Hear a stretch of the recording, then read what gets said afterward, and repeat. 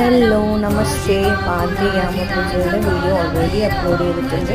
ഇത് 2, 3, 4 അങ്ങനെ 4 യാമപൂജകളും കംപ്ലീറ്റ് ചെയ്തു. കാണാൻ താല്പര്യമുള്ളവർ കാണാം. Thank you for watching.